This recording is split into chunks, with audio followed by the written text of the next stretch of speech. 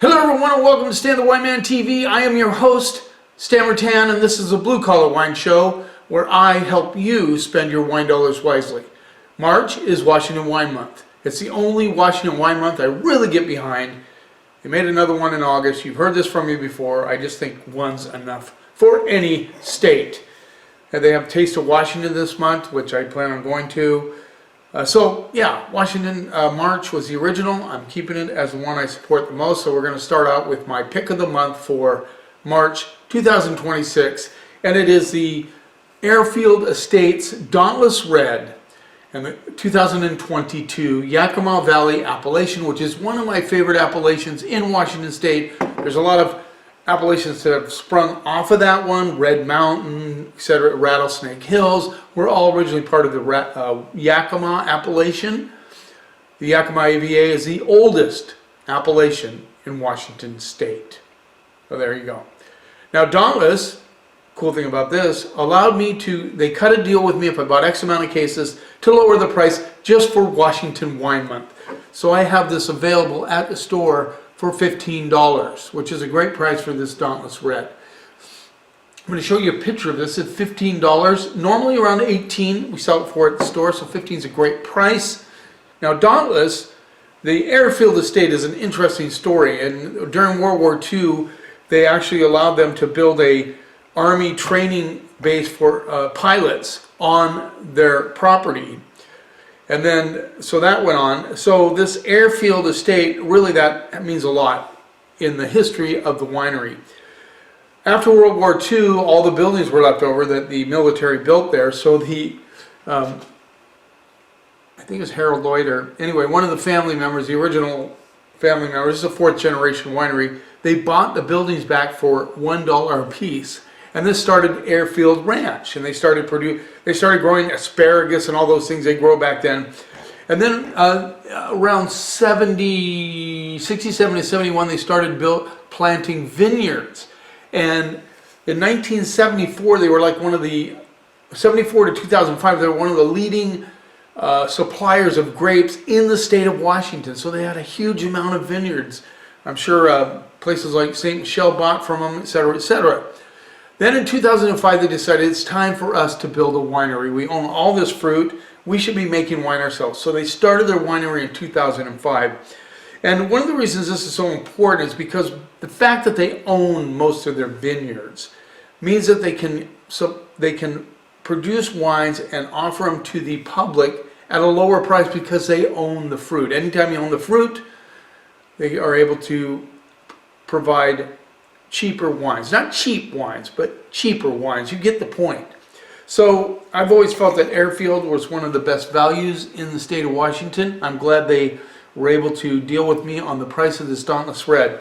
So this is a 22 Dauntless Red Yakima Valley appellation. This is 56% Merlot, 28% Cab Franc, and 16% Cab.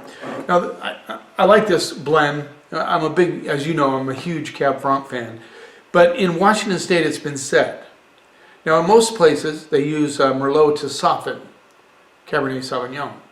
In Washington State, it's been said that they use Cab to soften Merlot. And you know we'll be having a Merlot episode. In fact, I'm thinking about doing a blind tasting of Merlot from different places, including one from Washington State, see where it lands. But I'm a huge fan of Washington State Merlot. And if you haven't tried Washington Merlot in a while, I think you should, because I think you'll be surprised at the quality of Merlot from this state. I'll give this a try. This is my pick for March of 2026.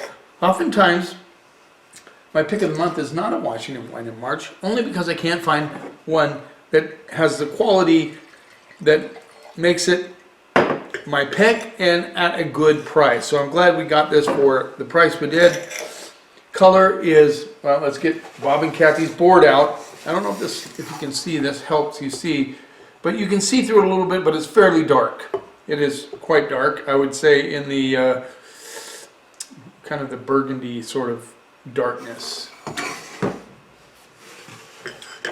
Let's see if we get on the nose. So the cool thing is the Cab Franc really comes through on this one. You get that kind of herbaceousness on there, that little blackberry stem. some currants, some dark cherries. So the aromatics on this are really good. I'm even getting a little bit of a dustiness to it, which is kind of cool. Let's see what we get on the palate.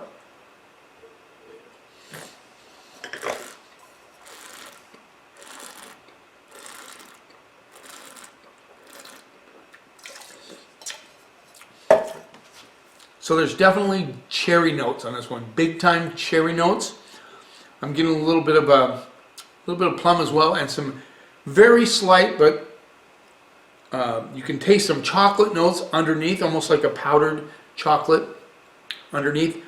And then there's that kind of blackberry stem thing that comes through, but it's not dominant. It just adds character and layers to this wine.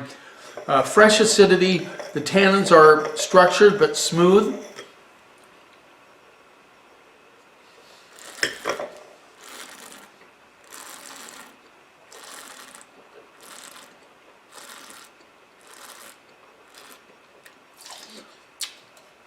I like this wine. It just has so much going on. A little bit of spiciness on the backside of this one as well. So you get that cherry, kind of blackberry stem, which is very subtle underneath. You get some chocolate notes, some really kind of gourmet powdered chocolate notes on this one. Good fresh acidity, keeps it bright in the mouth, but structured tannins that are approachable.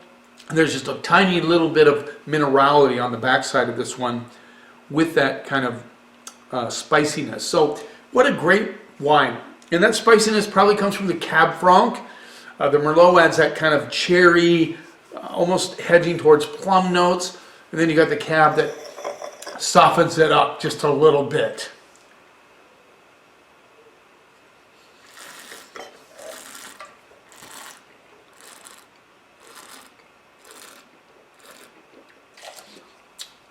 What I like about this one as well, nice and layered, complex, good price, but also a great food wine. And that's really what I'm looking for many times in a wine. This is not a cocktail wine. In other words, it could be.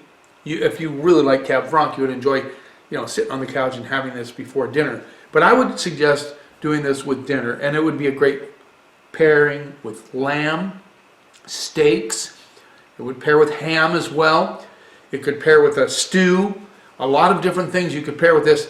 And for those of you that are doing a quick meal like a pizza or a hamburger, this would work as well too. So very versatile as far as pairing with foods. Very delicious, very complex, good bottle of wine for the money. Even for $18, it's a great value. But I'm glad I'm able to offer it at $15 just for the month of March, Washington Wine Month. I am going to go straight up B to B plus on this one. I think it delivers a lot for the money. And you should seek it out. They do a bunch of wines, and they're all very good.